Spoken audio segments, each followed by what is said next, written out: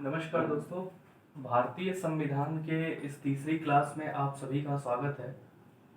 और आज हम पिछली क्लास में जो समझे थे उसको आधार बनाते हुए आगे बढ़ते हैं। मैंने आप लोगों को 2 प्रश्न दिया था, उन 2 प्रश्नों का उत्तर भी पहले दे दूं फिर आगे बढ़ते हैं। पहला प्रश्न था कि कोलकाता की स्थापना किसने की थी। कोलकाता नगर की स्थापना की थी जॉब चारनाक ने। जॉब चारनाक ने कोलकाता की स्थापना की। एक उस समय मुगल जो थे, मुगलों द्वारा एक व्यक्ति सुबेदार के तौर पे बंगाल में नियुक्त था, नजीम उत शान नाम था उसका। उसने अंग्रेजों को गोविंदपुरी, सूती नाता और कालीकता, गोविंदपुरी, सूती नाता, कालीकता की जमींदारी देती थी।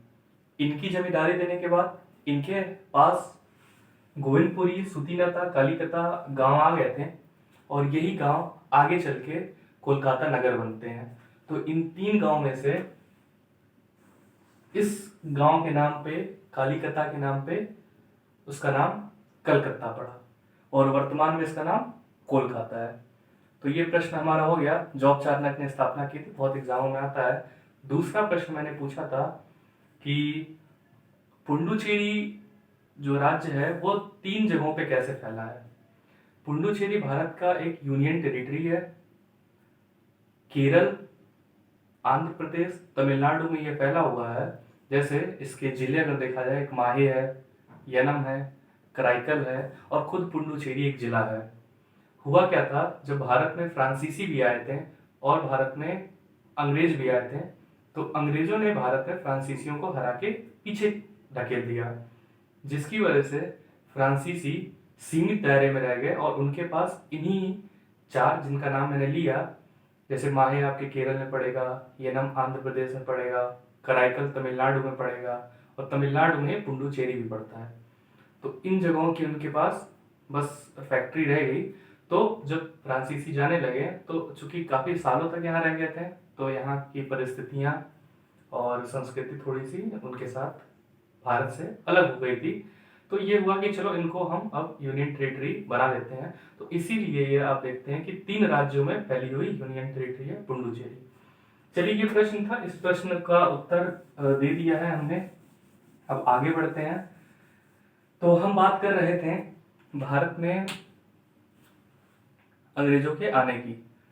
भारत में जब अंग्रेज आते हैं तो अंग्रेजों के आने के बाद से इसकी एक छोटी सी, बहुत छोटी सी, ब्रीफली एक मैं जानकारी दे दूं। कंपनी तो वैसे 1599 में ही बन गई थी, लेकिन 1600 भी माना जाता है और 1600 एग्जाम में थोड़ा ज्यादा पूछा जाता है। तो 1600 में जो कंपनी बनी थी, ये कंपनी बनी थी कहाँ पे? यूके में। तब यूके नहीं कहते थे, तब इसको ब्रिटेन कहा जाता था। तो ब्रिटेन में एक कंपनी बनती है। तो ये जो कंपनी बनी थी, इस कंपनी ने वहां की महारानी से परमिशन मांगा। महारानी ने कहा ठीक है, तुम्हें भारत से फिर और एशिया से, ईस्ट एशिया से, जैसे आज का इंडोनेशिया हुआ, आपका म्यांमार देखते हैं, यहाँ तक कि कोरिया भी, तो इन्होंने, महारानी ने कहा 15 साल के लिए ले लो परमिशन।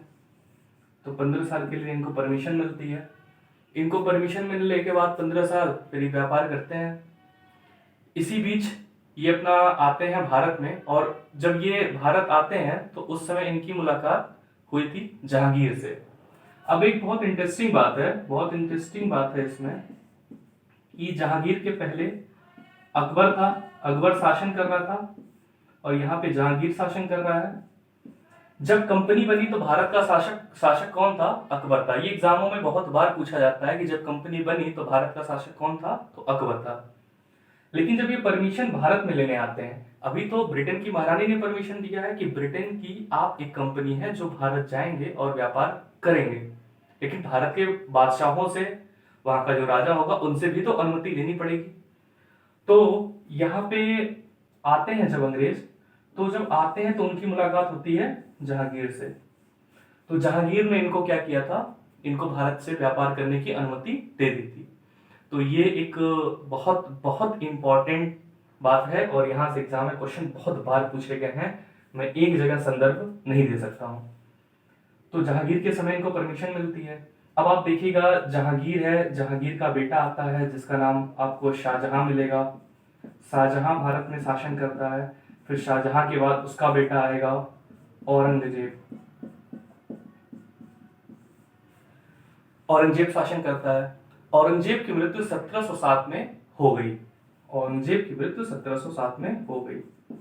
अगर आप इन दौर में देखेंगे तो इन तक, जहांगीर से लिए शाहजहां और औरंगजेब तक, भारत में स्थिति मजबूत थी मुगलों की, और इस समय British east India company Bharat में सिर्फ व्यापार करने के ही उद्देश्य से आई थी।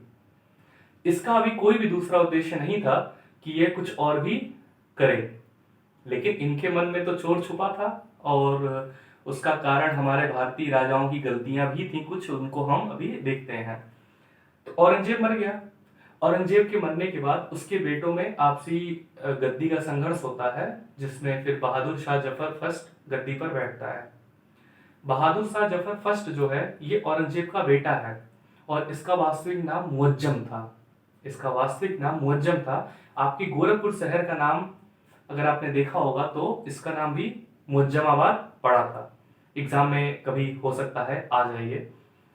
मुअज्जम गद्दी पर बैठता है, और एक कंफ्यूजन और होती है कि भारत का अंतिम मुगल बादशाह भी तो बहादुर शाह जफर ही था। नहीं, एक बहुत बारीक चीज है, इसको ध्यान से सुन लीजिएगा, एकदम ध्यान से। औरंगजेब के मरने के बाद उसका जो बेटा था उसका नाम था बहादुर शाह जफर फर्स्ट। 1857 की क्रांति में जो बहादुर शाह था उसका नाम था बहादुर शाह जफर द्वितीय, सेकेंड। ठीक, तो वो सेकेंड था जो अंतिम था, और ये औरंगजेब का बेटा था।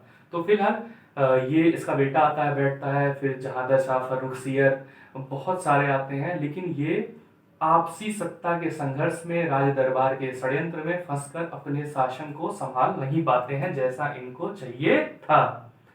अब होता क्या है, जब बचपन में आप कहानी सुनते हैं कि वो दो बंदर जब रोटी के लिए लड़ रहे थे तो एक बिल्ला आके ले गया रोटी उनकी काका के बराबर करने के चक्कर में, इसी तरीके से इनके साथ भी हुआ था।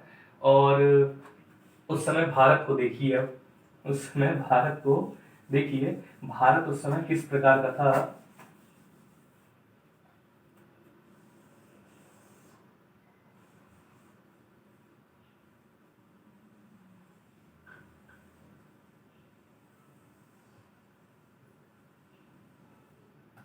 ये भारत था हमारा। अब इसमें आप बांग्लादेश बाकी नहीं खोजने की जरूरत है, वो था अपने में ही था, और ये तो मुझे यहाँ भी बना लेना था, पाकिस्तान भी अपने में था, ये कहाँ से अलग थे। तो ये भारत था। तो भारत में, दिल्ली में तो मुगल बैठते थे, लेकिन अपनी गद्दी की लड़ाई में इतने व्यस्त हो गए और नादिर शाह वगैरह के आक्रमण में, कि अंग्रेज जो भारत में उस समय थे उनको ये पता लग गया कि मुगल जो औरंगजेब के बाद के हैं उनमें वो ताकत नहीं है कि वो हमें चुनौती भारत में दे सकेंगे। अब होता क्या है, ये जो क्षेत्र है पूरा, ये ध्यान से देखिएगा, ध्यान से देखिएगा, ये जो पूरा क्षेत्र है इसको उस समय कहा जाता था बंगाल। इसको कहा जाता था बंगाल। और उस समय का जब बंगाल की बात होती है तो उस बंगाल में आज का बांग्लादेश, बांग्लादेश जो अलग देश है वो, आज का पश्चिम बंगाल, आज का उड़ीसा, आज का बिहार, आज के असम का भी कुछ हिस्सा आता था। तो इससे आप समझ सकते हैं कि वो बंगाल बहुत बड़ा था। बंगाली भाषी होने की वजह से बंगाल नाम पड़ा। तो फिलहाल तो बंगाल हुआ करता था। इस बंगाल का केंद्र कलकत्ता हुआ करता था। अंग्रेजों का बड़ा फेवरेट था, क्योंकि आपने देखा अंग्रेजों को वो 3 गांव की जमींदारी मिली और कोलकाता के नाम पे फिर वो हुआ। बंगाल में आते हैं, और बंगाल में इनकी पहली लड़ाई प्लासी की लड़ाई होती है 1757 में। बंगाल का उस समय का नवाब था मीर सिराजुद्दौला। बंगाल का नवाब सिराजुद्दौला था, उससे लड़ाई होती है, लेकिन सिराजुद्दौला हार जाता है। फिर 1764 की जो लड़ाई थी वो बहुत बहुत भारत के इतिहास के लिए एक, कह सकते हैं, एक आधार थी। 1764 की लड़ाई में हुआ ये था कि उस समय जो दिल्ली में मुगल बादशाह था, शाह आलम द्वितीय, शाह आलम द्वितीय जो दिल्ली का मुगल बादशाह था, भले ही इनके हाथ में शक्तियां नहीं थी लेकिन मान्यता तो इनकी थी, सिक्के तो इनके चलते थे। तो शाह आलम द्वितीय जो था ये खुद बंगाल का 1764 में जो नवाब था मीर कासिम वो, और इसके बगल में एक बहुत बड़ी शक्ति अवध, अवध ये बगल में पड़ेगा बंगाल के, अवध का नवाब था सुजा-उद-दौला। ये सिराजुद्दौला प्लासी वाले से अलग है, सुजा-उद-दौला। तो अवध वाला सुजा-उद-दौला, मुगल बादशाह शाह आलम और बंगाल का मीर कासिम, ये तीनों मिलकर अंग्रेजों से लड़ते हैं और उस समय हेक्टर मुनरो ने तीनों को हरा दिया।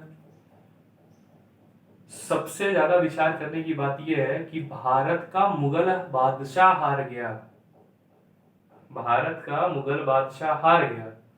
ये बहुत आश्चर्य करने वाली बातें इसलिए हैं क्योंकि अब अंग्रेजों को लगा जब मुगल बादशाह हार गया और अवध जैसा नवाब हार गया जिसके पास इतनी शक्तियां हैं, तो हम भारत में अपने विस्तार को कर सकते हैं। और सच पूछिए तो यहीं से बक्सर के युद्ध से ही अंग्रेजों के मन में भारत में अधिकार करने की रणनीति कुछ हद तक बननी शुरू हो गई, क्योंकि इसके पहले तो व्यापार में व्यस्त थे।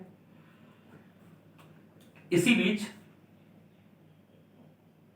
1765 में शाह आलम से संधि, इलाहाबाद की संधि होती है और इसको बैठा दिया जाता है इलाहाबाद में और पेंशन देके 26 लाख।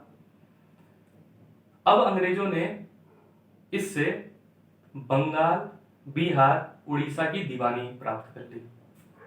किससे? मुगल बादशाह से, क्योंकि मान्यता तो उसकी थी कि पूरे भारत का शासक वही है, शक्ति उसके पास ना भी हो कोई बात नहीं है। तो एक दस्तावेज तैयार करा दिया कि बंगाल, बिहार, उड़ीसा की दीवानी हमारे पास है। दीवानी मतलब होता है टैक्स से संबंधित सारे मामले उनके पास। अब अंग्रेजों ने किया क्या, बड़े चालाक थे। अंग्रेजों को अगर देखिएगा तो मुट्ठी भर थे लेकिन दिमाग बहुत लगाते थे वो। तो उन्होंने क्या किया, अंग्रेजों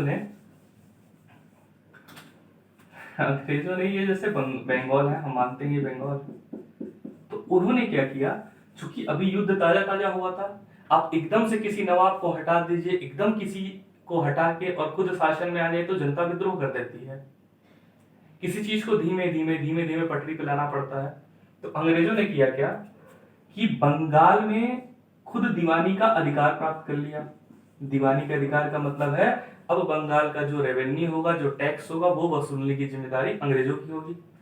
तो इसको कहते हैं दीवानी का अधिकार ले लिया, जो अभी बताया मैंने। दूसरी तरफ इसने क्या किया, बंगाल में एक आप कह सकते हैं कठपुतली, पपेट, कठपुतली टाइप का एक नवाब बैठा दिया। नवाब के हाथ में शक्तियां थी नहीं, मतलब दायित्व तो है लेकिन अधिकार नहीं है नवाब के पास। ठीक, अब क्या होता है इनके पास, नवाब के, जनता को कोई समस्या होती है तो नवाब के पास जाती है, नवाब साहब नहर में पानी नहीं आ रहा है, नवाब साहब हमारे वहां ये खराब है, नवाब साहब ये मदद कर दीजिए। लेकिन टैक्स कौन वसूलता है? अंग्रेज। नवाब साहब करे क्या, है ही नहीं कुछ करने को। धीमे धीमे जनता का भी एक तरह से कह सकते हैं मन अपने नवाब के प्रति खराब होता चला गया और अंग्रेज यहाँ पे अपनी घुसपैठ करते चले गए।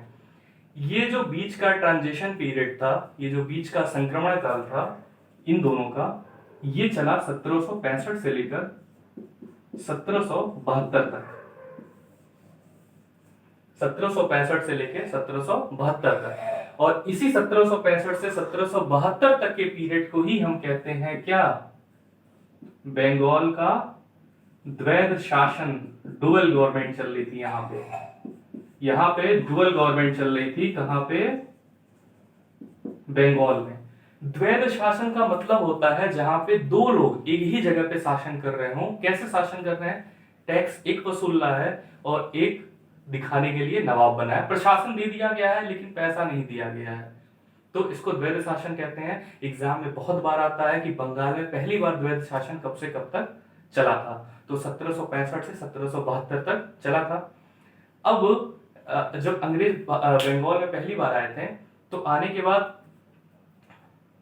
इनको मुनाफा बहुत तेज होने लगा था, बक्सर के युद्ध के बाद से, क्योंकि बहुत सारे अधिकार मिल गए, टैक्स देना नहीं था, टैक्स लेना ही था।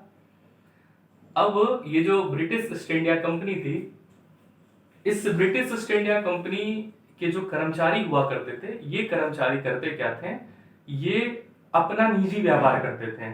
जैसे कंपनी ने मान लीजिए 1000 किलो भारत से गुड़ ले गए, तो कंपनी के व्यापारी अपना भी उसमें 100 किलो गुड़ ले आते थे अलग से, और वहां इंग्लैंड में जाके बेचते थे।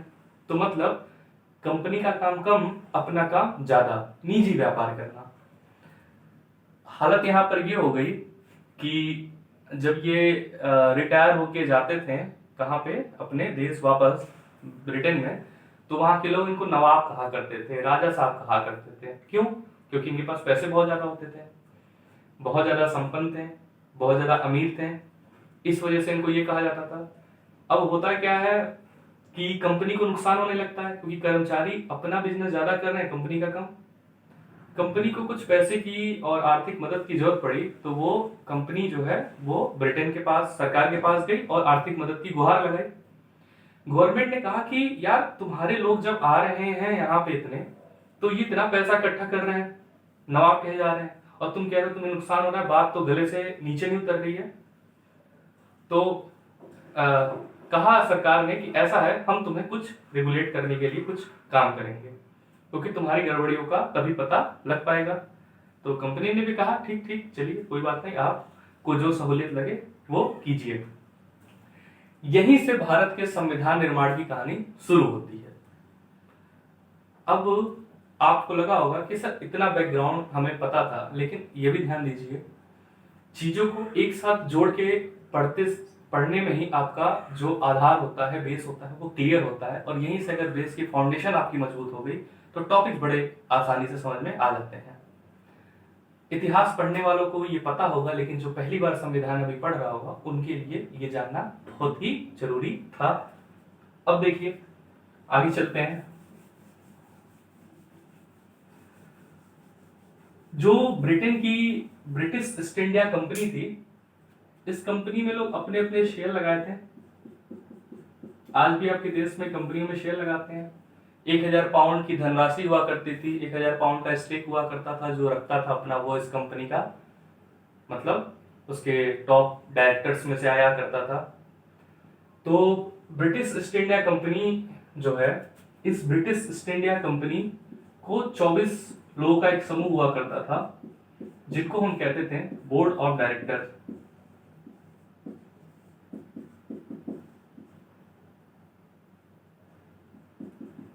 बोर्ड ऑफ डायरेक्टर्स कहते थे, और ये लोग मिलके इस कंपनी को चला रहे थे। ब्रिटिश गवर्नमेंट के पास जाते हैं और मदद मांगते हैं। ब्रिटिश गवर्नमेंट ने कहा ठीक ठीक, तुम्हारी मदद हम करते हैं।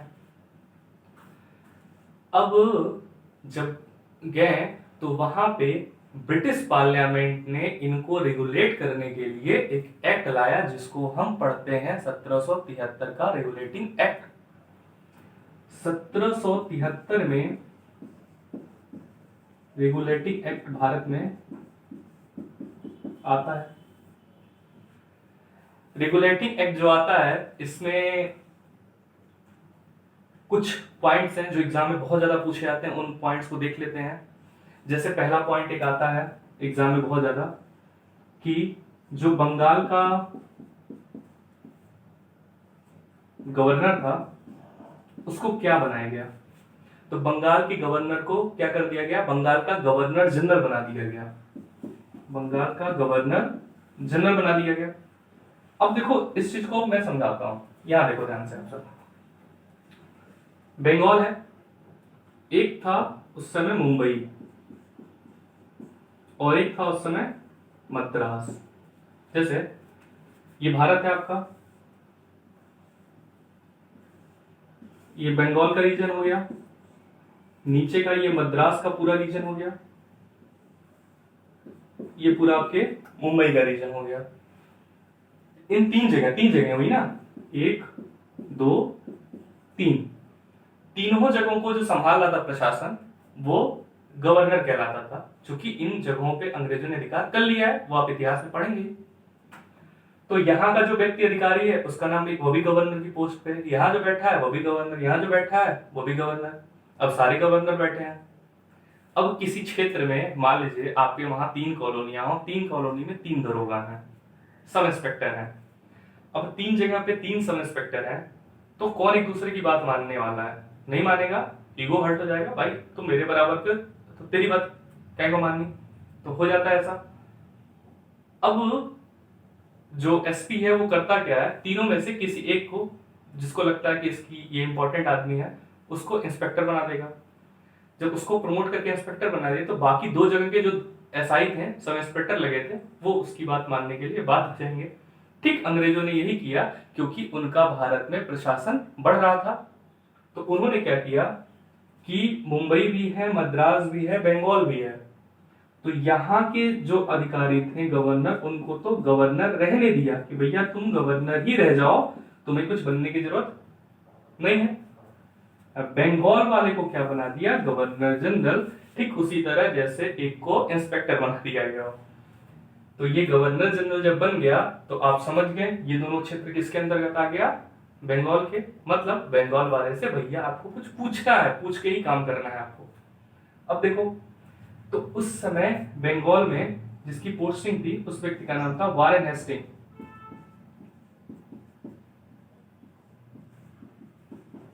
Warren Hasting. तो इस तरह से एग्जाम में क्वेश्चन आता है कि बंगाल का पहला गवर्नर जनरल कौन था, तो वारेन हेस्टिंग था। कैसे हुआ आपको समझ में आ गया, जब ये था उसी समय रेगुलेटिंग एक्ट आता है और वही रेगुलेटिंग एक्ट इसको गवर्नर से प्रमोट करके गवर्नर जनरल बना देता है। तो यही व्यक्ति कंपनी द्वारा नियुक्त बंगाल का पहला गवर्नर जनरल बनता है, वारेन हेस्टिंग। ये बदलाव रेगुलेटिंग एक्ट से किया गया। दूसरा, आप देखिएगा, तो जब इसका प्रमोशन कर दिया गया वारेन हेस्टिंग का, तो इसका काम बढ़ गया, क्योंकि इसको बंगाल भी, मद्रास भी देखना है और मुंबई भी देखना है। भारत बहुत बड़ा है, तो इसलिए इसकी मदद करने के लिए कि भैया तुम्हारी मदद भी कुछ हो जाए, अकेले कैसे संभालोगे, एक काउंसिल बनाई गई। काउंसिल बोले तो परिषद बनाई गई, और इस परिषद में 4 सदस्य रखे गए। इस परिषद में 4 सदस्य रखे गए। अगर आप क्लास को पढ़ रहे हैं तो आपको चाहिए कि आप खुद अपनी कॉपी और पेन लेके बैठे, और मैं बहुत सी बातें जो बोलता हूं बीच में आप पॉज कर दें और उनको लिखते चलिए। मैं यहाँ भी बहुत कुछ लिखता हूं, आपको जैसा सही लगे वैसा आप लिखते चलिए। आपको पीडीएफ नोट्स भी हम इंस्टाग्राम और बाकी जगह उपलब्ध करा देंगे, टेलीग्राम में। तो 4 सदस्य जो काउंसिल थी, 4 सदस्य की ये बनाई गई कि तुम गवर्नर जनरल की मदद करोगे। तो ये होता है ठीक, हम मदद करेंगे और गवर्नर जनरल हमारे साथ बैठ के कोई बात करेगा तो हम कुछ निष्कर्ष निकालेंगे। ये हुआ। दूसरा पॉइंट इसमें आता है, मैं यहां लिख दूं, शायद नीचे ना दिखे। दूसरा पॉइंट, ये तो पहला हमारा हो गया। दूसरा पॉइंट हमारा होता है कलकत्ता में। अब कमेंट मत कीजिएगा आप लोग, ये सर कोलकाता है, उस समय कलकत्ता ही था। तो कलकत्ता में एक सुप्रीम कोर्ट की स्थापना की गई। सुप्रीम कोर्ट की स्थापना की गई, ये हुई थी 1774 में। और इस सुप्रीम कोर्ट में अगर देखिएगा तो इस सुप्रीम कोर्ट का पहला जो जज था, इस सुप्रीम कोर्ट का जो पहला जज था, उसका नाम था इलीजा इम्पे। इलीजा इम्पे इसका पहला जज था। इसके मदद करने के लिए 3 और जज हुआ करते थे जो इसके सबऑर्डिनेट थे, नीचे थे। तो कुल मिला के एक सुप्रीम कोर्ट की स्थापना होती है कलकत्ता में। तो ये पॉइंट्स आप याद रखिएगा। अब एक चर्चा करना चाहेंगे आप लोगों से। अभी तो इसमें पॉइंट्स हैं 1 2 3 और। जब आप संविधान पढ़ रहे हैं तो आपको पढ़ते हुए ध्यान होना चाहिए आपके टॉपिक क्या है। आपके टॉपिक का नाम है भारत का संवैधानिक विकास। मतलब आपके देश का जो विकास हो रहा है संविधान का, वो पढ़ रहे हैं। तो आपको ये पता होना चाहिए कि इससे, इन 2 पॉइंट से और भी जो पॉइंट्स बताने वाले हैं उनसे आपके भारत का संवैधानिक विकास से क्या लेना देना। आप कहेंगे सर ये 250 साल पुरानी बातें थी, हमारा तो बन रहा है संविधान 1949, 48, 50 में, और आप 250 साल पुरानी बातें कर रहे हैं। लेकिन यहाँ से संबंध है और उस संबंध को मैं इन्हीं 2 पॉइंट से दिखा दे रहा हूं।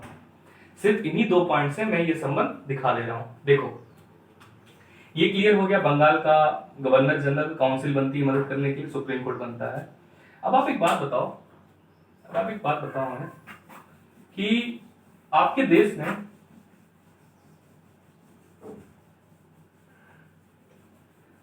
देश में प्रधानमंत्री होते हैं? प्रधानमंत्री के जस्ट नीचे जो होते हैं व्यक्ति, वो होते हैं कैबिनेट मिनिस्टर होते हैं, कैबिनेट मंत्री होते हैं। कैबिनेट मंत्री बोले तो जैसे रक्षा मंत्री हो गया, स्वास्थ्य मंत्री हो गया, विदेश मंत्री हो गया, ये जो बड़े पद पे गृह मंत्री होते हैं। तो प्रधानमंत्री क्या करता है, कैबिनेट मंत्री से सलाह लेता है, और सलाह लेके अक्सर ये कोई बिल और कोई नियम लाते हैं, क्योंकि ये भी टॉप मोस्ट के लीडर्स होते हैं। तो ये जो प्रधानमंत्री होता है वो अपने साथ एक कैबिनेट मिनिस्टर 6, 7, 8 जो संख्या में उसको लगता है कि ठीक है, उनको रख के कुछ नियम बनाता है। तो ये नियम बना रहे होते हैं, क्या बना रहे होते हैं? नियम। तो इस वजह से इन दोनों को मिला के हम एक शब्द प्रयोग करते हैं, कार्यपालिका है। ये कार्यपालिका है, मतलब एग्जीक्यूटिव है ये। अब आप कहते हैं ना, कार्य का पालन कराने वाली संस्था, मतलब ये कार्य को क्या होना है वो ये तय कर रहे हैं। क्या कर रहे हैं? ये तय कर रहे हैं। आप संविधान पढ़ते हैं और बचपन में भी जब पढ़े होंगे तो आप 3 शब्दों से बहुत अच्छे से परिचित होंगे, कार्यपालिका, विधायिका और न्यायपालिका। इसको पढ़े बिना तो हम संविधान की शुरुआत भी नहीं करते थे कभी। कार्यपालिका, विधायिका, न्यायपालिका। तो कार्यपालिका यहां दिख रही है आपको। कार्यपालिका का अर्थ भी समझ में आ गया होगा। प्रधानमंत्री और जो कैबिनेट मंत्री होते हैं, बड़े मंत्री, वो जो बिल लाते हैं, पूरा प्रस्ताव पेश करते हैं, क्या क्या होना है, कैसे होना है, तो कार्य का पालन करवाने के लिए है यहाँ पे। तो इनको एग्जीक्यूटिव भी कहते हैं। अब आप देखिएगा, पढ़ क्या रहे हैं? संविधान का विकास। आज ये स्थिति है। ठीक, हम रेगुलेटिंग एक्ट में ले चलते हैं। रेगुलेटिंग एक्ट में तो यहाँ पे पीएम को मानते हैं। कौन? गवर्नर जनरल पीएम था ही पीएम, शासन कर रहा था। जिससे वारेन हेस्टिंग की मदद करने के लिए क्या बनाई गई? एक परिषद बनाई गई। इस परिषद में भी कितने लोग थे? 4 लोग। और ये सब मिलके क्या बनाएंगे? नियम। अभी मैंने बताया। तो ये भी तो आपकी कार्यपालिका हुई, ये भी तो आपकी कार्यपालिका ही हुई। तो इससे समझ में आया कि हम संवैधानिक विकास क्यों पढ़ते हैं 1773 से।